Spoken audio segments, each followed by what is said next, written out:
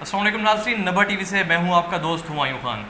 ناظرین، ملتان کے علاقے حلقہ پی پی 217 میں ابھی الیکشن ہوئے، جس میں منحرف رکن سلمان نعیم صاحب جو کہ پی ایم ایل این سے تھے اور زین قریشی صاحب جو کہ پی ٹی آئی کے رکن تھے، ان کا آپس میں کانٹے دار مقابلہ ہوا، جس میں زین قریشی نے سلمان نعیم کو بھاری اکثریت سے شکست دی اور زین قریشی نے جو جتنا بھی مینڈیٹ بھاری مینڈیٹ سے جو حلقہ پی پی 217 تھا وہاں سے وہ جیت لیا الیکشن جو تھا۔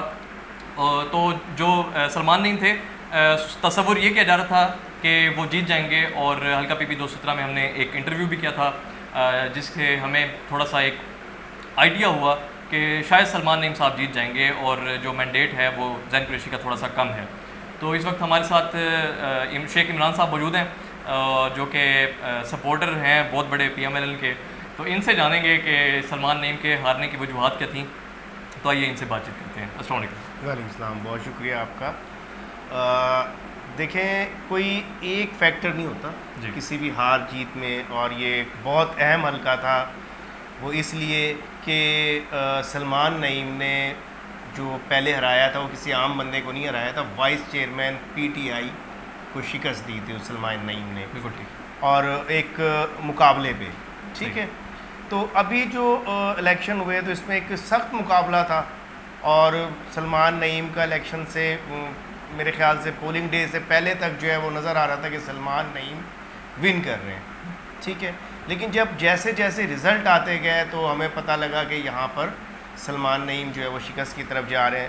تو آپ اگر غور کریں گے تو آپ وہاں پہ دیکھیں گے تو سب سے بڑا فیکٹر نظر آئے گا کہ جو ووٹر تھے، ٹھیک ہے، اس کو ہم باہر نہیں لا سکے ان ٹائم، ان کے ووٹ جو ہیں وہ ہم کاسٹ نہیں کروا سکے۔ بالکل ٹھیک ہے۔ دوسری بات جو یہاں پہ میں کوٹ کروں گا وہ ایک رانا ثناء اللہ صاحب کے حوالے سے ہے کہ انہوں نے کہا تھا مسلم لیگ کو مسلم لیگ نے ہرایا، انہیں پی ٹی آئی نے نہیں ہرایا، بالکل صحیح ہے، ٹھیک ہے۔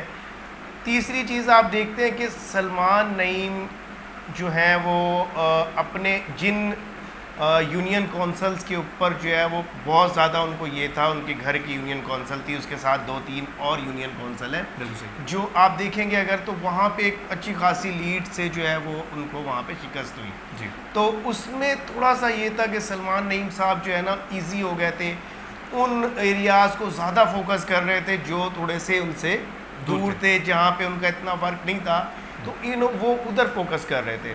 دوسرا، سلمان نعیم نے ماشاءاللہ اس دفعہ جلسے بڑے بڑے کیے، ٹھیک ہے، تو اس جلسے بڑے بڑے کرنے کی وجہ سے وہ بہت سارے لوگوں تک پہنچ نہیں سکے، ٹھیک ہے، جس کو ہمارا جو سلمان نعیم لورز کہہ لیں، جو چاہتے تھے کہ سلمان نعیم ان کے پاس آئے، سلمان نعیم ان تک پہنچ نہیں سکے، ٹھیک ہے، ٹھیک ہے۔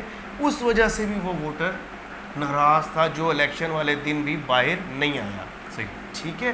اس کے علاوہ آپ یہ دیکھیں کہ ایک فیکٹر یہ بھی تھا کہ جو حکومت تھی اس وقت نون لیگ کی، پنجاب میں بھی اور وفاق میں بھی، تو ایک مہنگائی کا فیکٹر جو تھا وہ بھی اس پہ اثر انداز ہوا، جی، عوام نے اپنا غصے کا اظہار کیا، ٹھیک ہے۔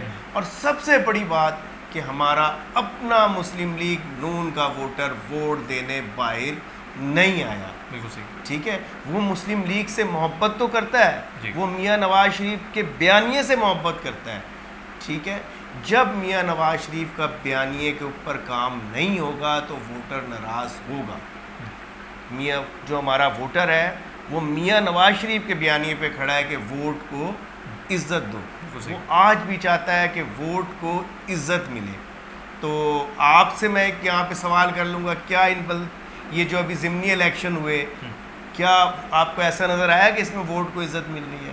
ہاں دیکھیں، اس میں سب سے پہلے تو یہی ہے نا کہ جو سلمان نعیم کے ساتھ جتنے بھی ان کے سپورٹر تھے، جیسے یوسف رضا گیلانی صاحب، یوسف رضا گیلانی صاحب نے جی اللہ اعلان کہا کہ جی ہم سلمان نعیم کو سپورٹ کریں گے، اسی طرح پی ایم ایل این کے جتنے سپورٹ تھے، اگر لاجیکلی دیکھا جائے تو وہ جتنے سارے ووٹ پیپلز پارٹی کے تھے اور پی ایم ایل این کے تھے اور پی ٹی آئی کے بھی تھے، وہ بھی سارے شفٹ ہوئے سلمان نعیم صاحب کی طرف۔ تو پھر یہاں پر تو یہی دیکھنے میں لگتا ہے کہ اس میں کچھ نہ کچھ جو ہے اوپر نیچے اسٹیٹسٹکس جو ہے وہ ہوئے ہیں۔ میں دیکھیں زیادہ بات نہیں کر رہا، میں نے آپ کو ایک بات کی کہ مسلم لیگ کو مسلم لیگ نے ہرایا، صحیح ہے، بس اس سے زیادہ بات کروں گا تو وہ بات جو ہے وہ آپ سمجھیں کہ غلط رخ پہ جائے گی، جس کے اوپر ایک نئے بحث کا آغاز ہو جائے گا. تو اس لیے میں بس اتنا ہی جو ہے نا کوٹ کر رہا ہوں جو رانا ثناء اللہ صاحب نے کہا تھا کہ مسلم لیگ کو مسلم لیگ نہیں ہرایا. بالکل صحیح. ٹھیک ہے. باقی جو بھی تھے گیلانی صاحب تھے جو ان کا ووٹ بینک تھا، جو انہوں نے کوشش کی وہ بھرپور کوشش کی انہوں نے، وہ لوگ ساتھ نظر آئے. پولنگ ڈے پر ہمیں اپنے مسلم لیگ کے لوگ جو ہے وہ نظر کم آئے ہمیں پولنگز کے اوپر، لیکن جو ہے وہاں پہ موسیٰ گیلانی جو ہے وہ بھرپور طریقے سے ایکٹیو تھے وہاں پر. اچھا جی بالکل، وہاں پہ وہ بھرپور طریقے سے ایکٹیو تھے. اس کے علاوہ میں نے جمعیت علماء اسلام کے لوگوں کو بھی دیکھا کہ وہاں پہ وہ ایکٹیو تھے، لیکن ہماری بہت سارے ہمارے اپنے قیادت کے لوگ ہمیں نظر نہیں آئے. اس دن ہم لوگ جو ہے باقاعدہ ایک چینل کے ساتھ وہاں موجود تھے، اپنے نبا ٹی وی کے ساتھ ہی ہم وہاں پھر رہے تھے، تو وہاں پہ ہم نے اس چیز کو محسوس کیا.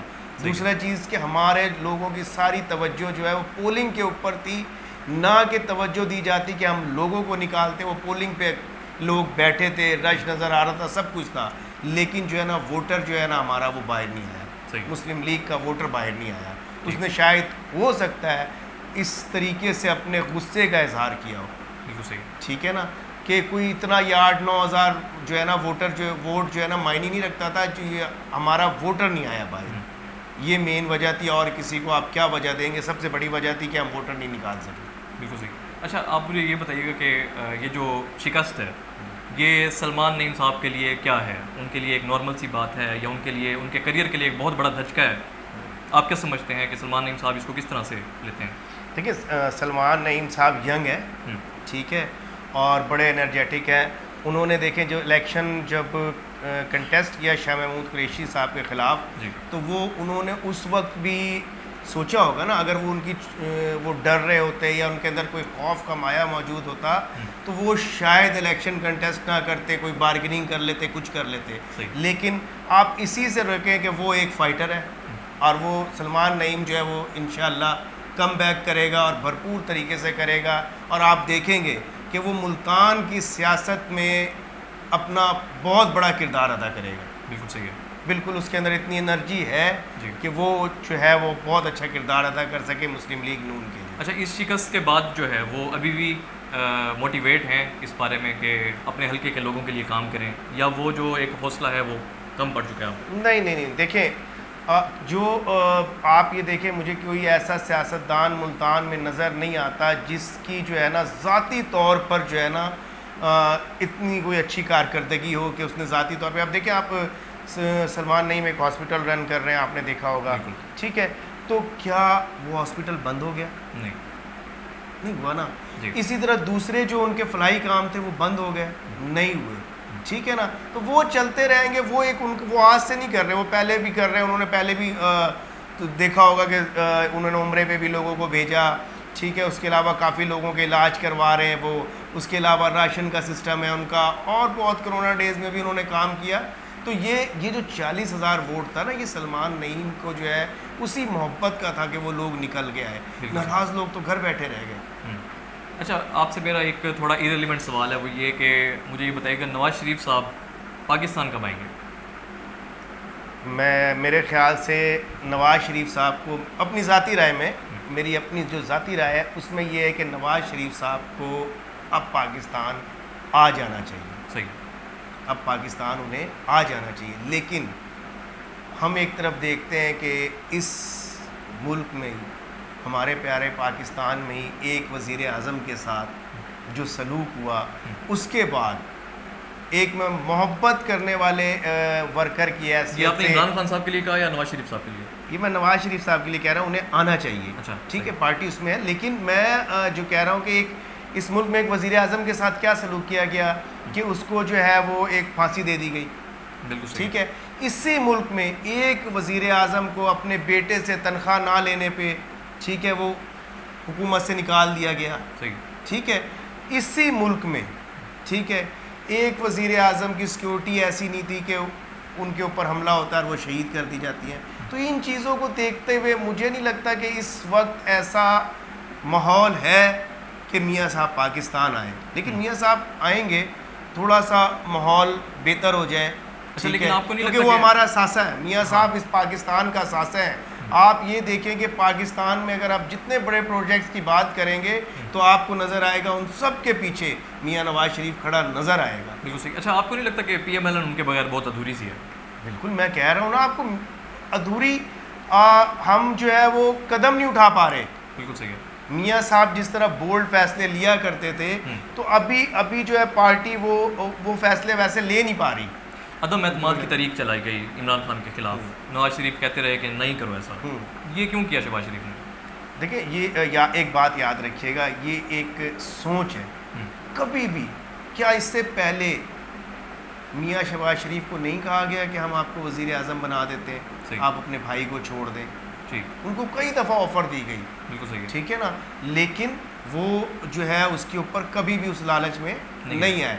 لیکن ایک چیز ہے، آپ دیکھیں اس کو غور کریں کہ یہ ایک پی ڈی ایم ہے. پی ڈی ایم میں پاکستان کی بڑی بڑی جماعتیں موجود ہیں، بڑے بڑے رہنما موجود ہیں. آصف زرداری صاحب ہیں اس میں، مولانا فضل الرحمان صاحب ہیں، ٹھیک ہے، اور بہت سارے اس طرح پارٹیاں ہیں اس کے اندر. تو یہ ان کا مشترکہ فیصلہ تھا کہ حکومت سنبھالی جائے اور پہلے ریاست بچائی جائے، اس کے بعد سیاست بچائیں گے. کیونکہ اس وقت جس ملک میں کنڈیشن تھی پاکستان ڈیفالٹ کی صورت میں جا رہا تھا.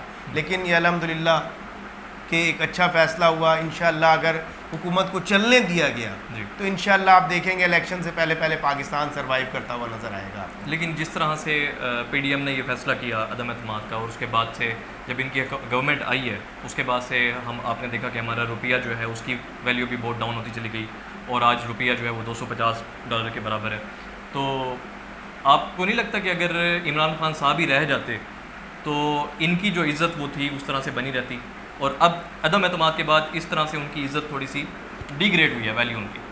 مجھے ایک بات بتائیں کہ کوئی جان بوجھ کر ٹھیک ہے اس طرح کی حکومت لے گا کہ وہ اپنی سیاست تباہ کر دے، برسوں کی بنائی ہوئی سیاست تباہ کر دے؟ انہوں نے صرف اس وجہ سے لیا کہ ریاست بچائی جائے. ملک ڈیفالٹ کی طرف جا رہا تھا.